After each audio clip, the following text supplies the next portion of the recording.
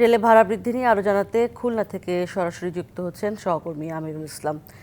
আমিরুল, নতুন বাড়তি ভাড়া নিয়ে কি বলছেন যাত্রীরা, তাদের প্রতিক্রিয়া কি?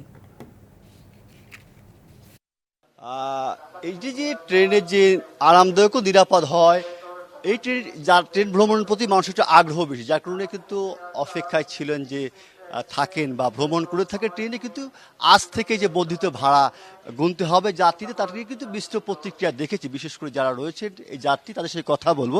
আসলে আজ থেকে তো যে বর্ধিত ভাড়ায় ট্রেন ভ্রমণ করতে হবে, এটা কি হইলে ভালো হয়, কিভাবে দেখছেন আপনি এটাকে? অ্যাকচুয়ালি আমরা যখন আগে ট্রেনে যাতায়াত করেছি, তো তখন ট্রেনের ভাড়া ছিল হচ্ছে প্রধানত, যে আমরা যাচ্ছি খুলনা থেকে ঈশ্বরদী পর্যন্ত, খুলনা থেকে ঈশ্বরদী ভাড়া ছিল হচ্ছে 220 টাকা আগে। তো এখন ইদানিং দেখা যাচ্ছে হঠাৎ করে আমরা সেই মাপেই আসছি যে 220 টাকা ভাড়া হবে, সেই পরিমাণ নিয়ে আসছি। তো হঠাৎ করে যখন আমরা স্টেশনে যাই টিকিট কাটতে, সেই মুহূর্তে আমাদের থেকে ভাড়াটা বেশি না হয়। যখন জিজ্ঞাসা করা আসলে ভাড়াটা কেন বেশি না, আগে তো 220 টাকা ছিল, তো এখানে কেন আপনি এখন 290 টাকা নিচ্ছেন? তো বলতেছে যে ট্রেনের ভাড়াটা বৃদ্ধি হয়েছে ইদানিং। তো আসলে আমাদের সাধারণ জনগণের কাছে আসলে ট্রেনের ভাড়াটা আমরা যে যে মাপে আসি, সাধারণ জনগণের কাছে অনেকটা বেশি হয়ে যায়, আমাদের স্টুডেন্টের কাছেও এটা অনেক টাফ বিষয় হয়ে যায়।